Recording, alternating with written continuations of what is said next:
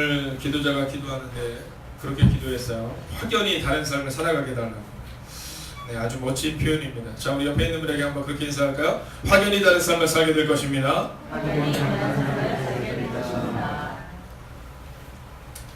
자, 확연히 다른 삶. 오늘 성경에 보면 그러한 사람이 한 명이 나옵니다. 그 누구냐면 느헤미야.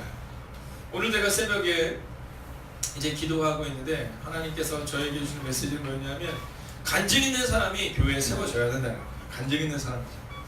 여러분, 목사가 뭐 잘해봐야 얼마나 잘하겠습니까? 제가 어저께 저녁에 어느 분과 통화를 좀 길게 할 일이 있었어요. 1시간에서 1시간 반 정도 통화를 할 일이 있었어요. 근데 그분과 통화를 끝나고 제 마음속에 물론 감사함도 있었지만 한 가지 무거움이 있었습니다. 그건 뭐냐면 저희 교회 성도님은 아니신데 이제 저를 아시는 분이 이제 저희 교회에 대한 이야기를 드리면서 이제 그렇게 말씀하셨던 거예요. 아이, 목사님 싫어하는 사람이 어디 있어요? 다 좋아하죠. 자, 근데 제가 그 얘기를 듣는데 제 마음 가운데 좋아하는 것과 비전의 사람은 좀 다른 거예요. 여러분, 목회자는 어떤 사람이 되면 좋은 사람이 돼서는 안 되거든요. 여러분, 장로님은 어떤 분이 장로님이 되시려면 좋은 분이 장로님이 되는 게 아니에요. 야, 저건 참 좋다. 야, 그러니까 저분이 권사가 되고 집사가 되는 게 아니라 아, 저 사람은 정말 비전의 사람이다. 여러분, 먼저 우리 가운데 있어야 되는 것은 뭐냐면 그 사람이 하나님께 사로잡혀 있는가가 중요해요. 오늘 새벽에 4시 한 반쯤에 문자가 왔더라고요. 우리 전도사님께 이제 다원이 잘 일어났고 목사님 저도 여기서 기도하겠습니다 이렇게 문자가 왔어요. 그래서 제가 그렇게 문자를 보냈어요. 오늘도 어디 있는가가 중요한 것이 아니라 성령님께 사로잡힌 사람이 되어야 한다 이렇게 보냈어요. 성령님께 사로잡힌 사람이 되어야 한다. 자, 오늘 본문에 보면 이 비전의 모델이 나와요. 근데 이 사람은요 지금 참 좋은 삶이에요. 오늘 이 사람이 어디 있느냐 하면 1절에 보면 수산궁이라는 표현이 있어요. 수산궁에 있는데, 자, 이 수산궁은 어디냐면 지금으로 치면 사람들이 가장 가고 싶어하는 곳, 가장 영광스러운 곳, 거기가 바로 이 수산궁이다라는 거죠. 여기서 지금 행복한 삶을 살고 있는 겁니다. 그러나 중요한 것은 행복한 삶을 살고 있었는데 하나님과 상관이 없는 행복한 삶을 아마 살고 있었던 듯합니다. 여러분, 하나님과 개인의 교제를 가지면서 깊은 교제를 가지면서 하나님의 은혜 안에 거하기는 했는데, 그런데 그로 인해 다른 사람들에게 세워지는 은혜를 경험하지는 못했던 듯합니다. 여러분, 비전을 가지자는 비전이 분명하고 목적이 분명해야 해요. 자, 윤순영 씨라는 분이 있습니다. 한국 야생조류보호협회 이제 이사님이세요. 자, 근데 이분을 이제 보는데 이분께서 어떤 얘기를 하느냐면 이 철새들이 이동을 하잖아요. 철새들이 이동을 하는데 한번 이동을 할 때마다 약 3,000km, 네, 3,000km가 이동을 한답니다. 근데 놀라운 것은 뭐냐면 어쩜 그렇게 귀신같이 이 철새들이 가야 할 길을 가는지 모른다는 거예요. 꼭 내비게이션이 있는 것처럼 그렇게 간다라는 거죠. 지난주 제가 신방을 가는데 뭘 타고 가냐면 강변북로를 타고 갔습니다. 강변북로를 쭉 타고 가는데 이 내비게이션이 좀 이상해요. 가는 내내 뭐라고 말하냐면 우회전하세요, 우회전하세요. 아니, 강변북로에서 우회전은 어디예요? 한강이에요. 계속 우회전하는 거예요. 그래서 제가 이제 같이 가는 분에게 아니, 뭐 한강으로 이거 가야 되나? 막 이러면서 농담하면서 가는데 얘가 계속 그러는 거예요. 그래서 제가 어떻게 했는지 아시죠? 네, 껐다 켰습니다. 그제서야 이제 이 GPS를 잡으니까 잘 인도를 하더라고요. 여러분, 다행으로 여기십시오. 만약에 제가 그 내비게이션 말을 들었으면 지금 여러분과 못 만났을 수 있습니다. 여러분, 우리 인생이 그런 거예요. 우리 인생이 어떤 소리에 귀를 기울이냐에 따라서 달라질 수 있다는 겁니다. 내비게이션 분명한 것 같지만 제가 늘 얘기하잖아요. 3명의 여자의 말을 들어야 된다고. 첫 번째 어머니 말을 들어야 되고, 두 번째 아내의 말을 들어야 되고, 세 번째는 내비게이션 안 여자분의 말을 들어야 된다고 얘기하잖아요. 그런데요, 여러분, 인생을 살다 보면 그런 경우가 많지는 않지만 그 음성이 꼭 맞지 않아요. 그러나 오늘 하나님의 말씀은 분명한 목적을 우리 가운데 주심을 믿으시기 바랍니다. 여러분, 옆에 있는 분에게 한번 이렇게 인사하세요. 오늘 편하다고 만족하지 마시고 인사할까요? 한 번 더 인사하세요. 하나님을 신뢰하십시오. 여러분, 상상해보세요. 오늘 하나님이 우리 이끌어간다. 얼마나 멋지겠어요. 얼마나 멋지겠어요. 저는 종종 꿈을 잘 안 꿉니다. 꿈을 안 꾸는데 예전에 꿨던 꿈 중에 하나가 기억나는 게 있어요. 그게 뭐냐면 제가 아주 어렸더라고요. 네, 아주 어렸어요. 근데 저희는 뭐 어렸을 때 뭐 그냥 거의 G.O.D의 짜장면이었어요. 어머님은 짜장면이 싫다고 하셨어. 뭐 이런 거 있잖아요. 어려웠습니다. 그래서 뭐 가족들이 뭐 어디 뭐 에버랜드를 가보고 뭐 이런 경우는 별로 없는데, 그래도 주일 예배가 끝나면 부모님들이 아주 가까운 곳을 데리고 이렇게 갔던 기억이 나요. 근데 꿈에 제가 이렇게 있는데 작은 거예요. 우리 승원이 어디 있어요? 승원이만큼 됐다고 생각이 들어요. 아마 그런. 근데 꿈입니다. 근데 꿈에 한쪽은 어머니가, 한쪽은 아버지가 제 손을 잡고 이렇게 가는 거예요. 어렸을 때 그런 경우는 별로 없어요. 왜냐하면 저희가 아이들이 셋이었거든요. 근데 저희 아버님 장로님은 저희 따님 첫째 누님을 너무 예뻐하셨어요. 아주 그냥 금이야 오기야 키우셨어요. 저희 어머님은 막내라면 진짜 모든 것을 다 주실 만큼. 근데 전 둘째이기 때문에 그냥 멀리서 이렇게 따라다녔어요. 네, 근데요, 그 따뜻함이 아마 제가 그때가 너무 힘들었던 것 같아요. 근데 꿈에 엄마 아빠가 제 손을 잡고 이렇게 가는데 옛날 생각이 나는 거예요. 꿈이죠, 꿈에. 여러분, 하나님이 우리를 만약에 그렇게 한다고 생각해보세요. 하나님 우리 손을 잡고 간다. 얼마나 행복할까? 얼마나 행복할까? 제가 그날 꿈을 꾸고 꿈에 막 우는 거예요. 막 우는 거예요. 엄마 너무 좋아. 아마 너무 힘들었던 때요. 그러니까 그 옛날에 그냥 제일 내가 안정적이었던 때가 그때였겠죠. 부모님이 제 손을 잡고, 뭐 집은 아주 어려웠지만 뭐 부자도 아니었고 좀 가난한 집이었지만 그러나 그 따뜻했던 때가 기억이 났던 때. 저는 오늘 이 새벽에 여러분에게 있어서 주님이 여러분을 손을 잡고 가는 그 새벽이 되기를 원합니다. 여러분, 그분이 우리 손을 잡고 가면요, 목적이 분명하면 방황하잖아요. 목적이 분명하면 방황하잖아요. 가끔 사람들이 그렇게 말합니다. 목사님, 제가 어디를 가기를 원해요? 어떤 꿈을 꾸기를 원해요? 아니요, 그 꿈을 꾸기 전에 그냥 하나님과 함께 가는 것이 여러분에게 가장 중요하셔야 합니다. 여러분, 하나님이 우리가 어디로 가라, 이건 중요하지 않아요? 근데 어디로 가고 어디로 우리가 이루어야 된다, 이건 중요하지 않아요? 정말 중요한 것은 하나님이 우리를 부르셨고 하나님이 우리를 이끄셨다라는 것을 알아야 돼요. 여러분, 만약 교회 내에 분명한 비전을 가진 사람이 한 명 있잖아요. 그러면 교회가 바뀌어요. 옆사님 이렇게 해서 당신이 그 사람이 되셔야 합니다. 당신이 그 사람이 되셔야 합니다. 자, 적지만 마시고 한 번 더 인사하세요. 당신이 꼭 그 사람이 되셔야 합니다. 네, 요즘 아이들이 열심히 적어요. 막 저 주위에서도 적고 막 이런 게 너무너무 예뻐요. 네, 제가 부흥하는 교회를 가보면 특징 중에 하나 뭐냐면 핸드폰을 열심히 하거나 적는 걸 열심히 해요. 요즘 젊은이들은 핸드폰에다 막 적거든요. 그리고 바로바로 올려요. 네, 자기 친구들한테 막 바로바로 막 트윗도 하고 막 바로바로 올립니다. 페이스북에도 올리고.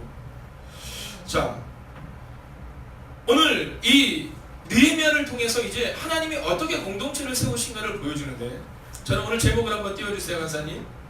한번 읽겠습니다. 시작. 네, 모델은 모델인데 어떤 모델이냐면 비전의 모델이 돼야 돼요. 비전의 모델. 여러분, 비전의 모델이 있잖아요. 그러면요, 교회는 끝납니다. 비전의 모델이 있잖아요. 그럼 가정은 끝납니다. 여러분, 우리 자녀들이요, 말 안 듣는 것 같을 때가 많아요. 근데 놀라운 것은 뭐냐면 지나놓고 보면 똑같습니다.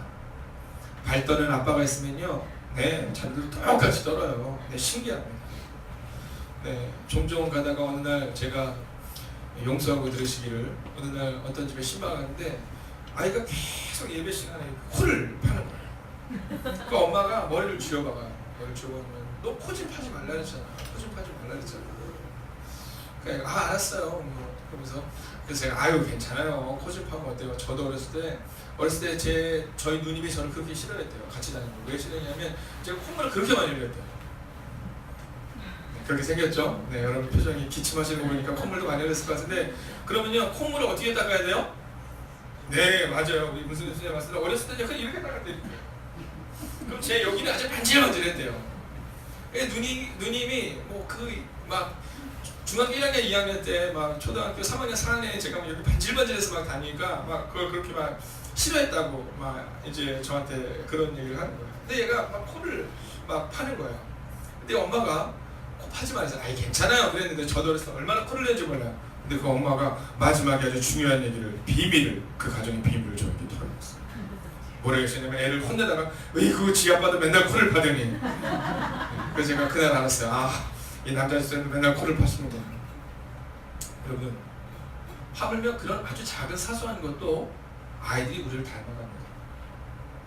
여러분, 이 새벽에 우리가 이 새벽에 10년을 깨우면서 기도하는 이 새벽, 여러분 우리 자녀들이 보지 않는 거지만 다 봅니다. 엄마 어디 갔다 왔어? 응, 기도하고 왔어. 아유, 엄마 뭘 꼭 그렇게 애들이 꼭 그러죠? 내일은 나도 깨워. 내일은 나도 깨워. 근데 못 일어나요. 그래도 아이들의 마음 가운데 그 비전의 모델을 보고 따라오는 겁니다. 그럼 여러분, 만약 여러분이 정말 비전의 모델이 되기를 원한다면 어떠한 삶이 있어야 될까요? 저는 그것을 오늘 성경에서 찾아보려고 하는 겁니다.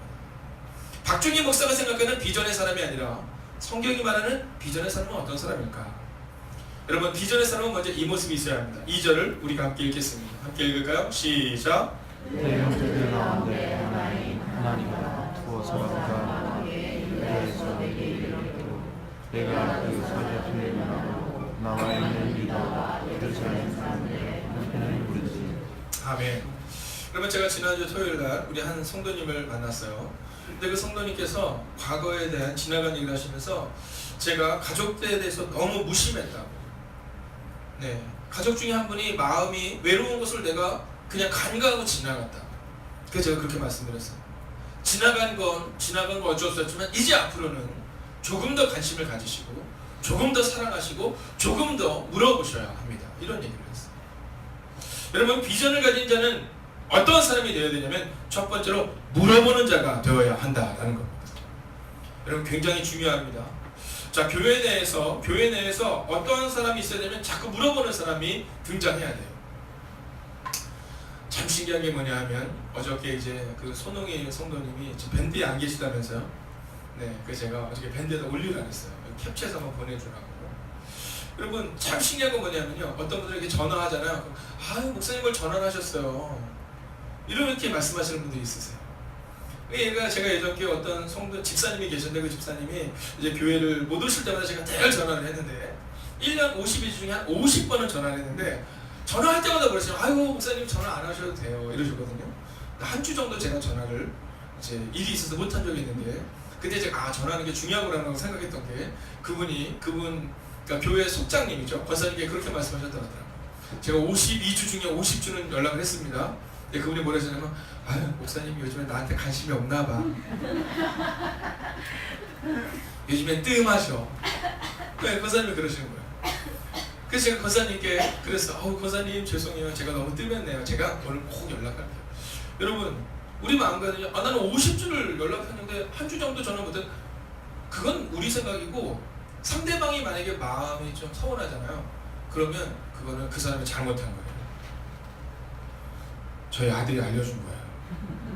네, 이번 주 제가 저희 가족 중에 식구에게 조금 서운하게 한 일이 있었는데 제가 뭐 이런 얘기를 아들이랑 하는데 아들이 저한테 그러더라고요. 아빠 그거 서운할 수 있어요.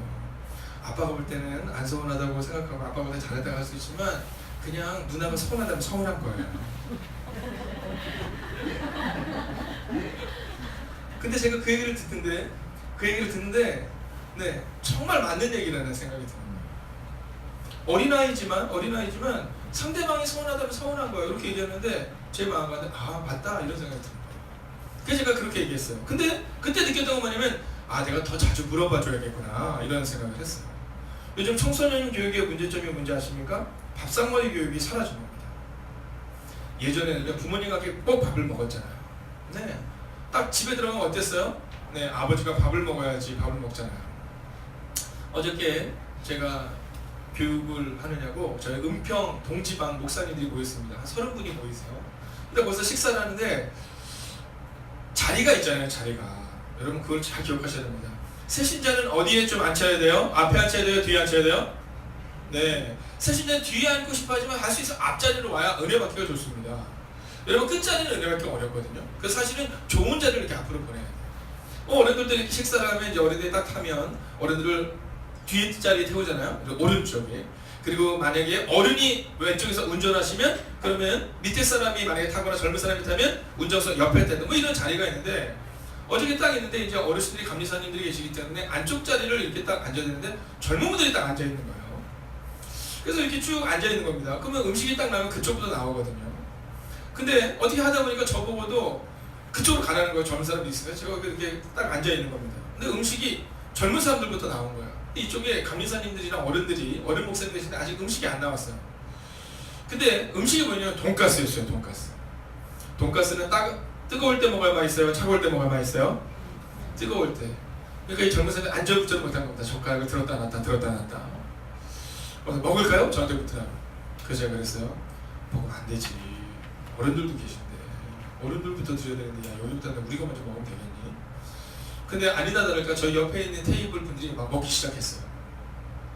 근데 한참을 먹고 있는데 갑자기 감리산 쪽에 이제 드디어 음식이 딱 나온 겁니다. 근데 감사님이 그 뒤에 상황을 모르고 자 그럼 기도합시다. 그때 먹고 있던 사람들이 다 먹다가 말고 입을 다 이렇게 가리는 겁니다. 여러분 아무것도 아닌 것 같지만 저는 거기에서 한 가지를 느꼈습니다. 아 요즘에는 같이 밥 먹는 시간이 없으니까 저희 어렸을 때는 어른들 먼저 식사하고 먹는 것만 당연히 여기잖아요. 청년들도 이렇게 있으면 장로님 이렇게 들어오시고 어른들 딱 들어오시면 먼저 식사하셨어요 뭐 이러는 게 인지상정인데 요즘은 참 젊은 사람들이다 보니까 그냥 뭐 그런 것에 대해서 뭐 개의치를 않더라고요. 자 청소년들도 마찬가지입니다. 여러분 청소년들과 함께 집에서 아이들과의 식사를 자주는 아니어도 최소 일주일에 1회에서 2회 이상을 하셔야 됩니다. 아무리 바쁘셔도. 그리고 자꾸 물으셔야 돼요. 물어봐야 그 아이가 어떤지를 알 수 있는 거예요. 근데 우리 잘 묻지 않죠. 여러분 교회도 마찬가지입니다. 누군가 안 오면요 물어보셔야 돼요. 물어보셔야 돼요. 오늘 제가 새벽에 보니까 우리 손재희 권사님이랑 김현성 권사님 막 대화 소리가 들립니다. 대화 소리가 들리는데 오늘 이정숙 권사님이 교회에 오셔서 이제 지금 영상으로 들으시면서 지금 그 신태균 권사님 남편 되는 권사님을 모시러 가는 거예요. 그러면서 그러셨어요. 목사님 말씀을 듣기 위해서 갑니다. 이렇게 얘기하셔야 되는데 그 퍼즐 가지러 지금 가고 있습니다. 이렇게 얘기하시더라고요. 네. 퍼즐 가지러 지금 가고 있습니다. 네. 그래서 제가 네 권사님 잘 다녀오세요 그랬어요. 근데 그 남편분이 지금 외국에서 들어오시는 거예요. 근데 우리 손재영 권사님이 김혜선 권사님 대화를 하는데 뭐 이정숙 권사님이 거기 가신 남편이 그래서 주일날 안 보이셨군요. 신기하죠. 보이는 거예요. 여러분 어른들의 눈에는 누가 안 보면 그분이 왜 안 하실까 막 궁금하고 보이는 거예요. 저는 우리 비전의 사람들이 또 리더들이 되기 위해서 뭐가 필요하냐면 그 보여야 돼요. 누가 안 왔을까? 그 사람 어떤 일이 있을까? 이렇게 물어보는 은혜. 여러분 저는 오늘 교회에서 여러분이 누군가에게 물어주는 한 사람이 되기를 주의 이름으로 부탁드리겠습니다. 그리고 또 한 가지는 주님께 이루셔야 된다는 거죠. 자 이제 두 번째입니다. 두 번째 리더는 어떻게 되냐면 함께 울고 함께 웃어주는 자가 되어야 한다라는 겁니다. 자 오늘 3절의 말씀을 보면 이제 예루살렘에 있는 사람이 너무 힘들어하는 얘기를 듣게 됩니다. 그랬더니 4절은 이렇게 기록합니다. 함께 읽을까요? 시작. 내가 이 말을 듣고 앉아서 울고 늘 동안 슬퍼하며 하늘 하나님께 금식하며 기도하며. 아멘. 뭐 하고 있죠 지금? 네, 금식하며 기도하는데 그 전에 슬퍼하고 있어요. 슬퍼하고 있어요. 여러분 우리 교회가 만약 비전의 모델이 세워지기를 원한다면 어떤 사람이 되어야 되냐면 함께 울고 함께 웃어주는 사람, 즉 따뜻한 사람이 되어줘야 합니다. 여러분 교회는 따뜻해야 돼요. 교회는 따뜻해야 돼요. 여러분 아이들 보잖아요. 아이들은요 어떤 사람이 변화시키냐면 따뜻한 온기를 가진 사람이 사람을 변화시킵니다. 여러분 착각하지 마세요. 분명하게 가르치면 된다고 착각하지 마세요. 여러분 따뜻한 다음에 분명히 가르쳐야 됩니다. 근데 우리는 따뜻하기 전에 분명하기를 원하잖아요. 자 먼저 따뜻하게 그 사람을 대해줘야 그래야 그 사람의 마음이 열리고 그리고 그 사람이 다가올 수 있다는 거죠. 여러분 기독교는 어떤 사람이 되어야 되냐면 사촌이 땅을 사면 좋아야 되는 거예요. 근데 한국 속담에 참 좋지만 그러나 참 속상한 그리고 또 어떻게 보면 정확한 속담이 뭐냐면 사촌이 땅을 사면 배가 아프다라는 그 속담이 있어요. 오늘 이 느헤미야는요 수상에서 제일 잘 먹고 잘 사는 사람이었는데 어렵고 아픈 사람들 보면 마음이 아팠다라고 말해요. 마음이 아팠다. 어제 은평동지방에 임원 감사가 있었습니다. 제가 임원이라서 그 감사를 하는데 감사가 끝난 다음에 이제 은연교회 장로님과 함께 식사하는 일이 있었어요. 근데 은연교회 어르신들이 참 많아요. 어르신들이 참 많은데 이 장로님이 뭐라 그러시냐면 선생님 저희 교회는 이제 50대 60대가 많으시고 그분들 참 열심히 하시는데 하면서 얘기를 해주는 겁니다. 자 그 교회 원래 진강교회를 다니셨던 이제 한 분이 계셨대요. 근데 그분이 뭐 이사를 하시고 뭐 이렇게 되면서 이제 은연교회로 교회를 옮기셨다고 이렇게 얘기를 하더라고요. 그러니까는 그 진강교회 목사님이 거기 계셨는데 예전에 제가 오기 전에 있었던 분이군요. 그러면서 지금 어떻게 신앙생활 잘 하세요? 그러면서 이제 묻고 이런저런 얘기를 하는 겁니다. 근데 그분이 나이가 몇 살이냐면 86세세요. 86세. 근데 남편이 대장암입니다. 자 여자분은 치매세요. 근데 이 두 분이 병원을 가셔야 되는데 아내가 치매시니까 이 남편분이 어떻게 할 수가 없는 거야. 근데 그때 교회에 누군가가 이렇게 지켜보던 자가 그 장로님께 부탁을 했대. 장로님, 그 남자 권사님이 병원을 가야 되는데 장로님이 좀 데려다 주세요.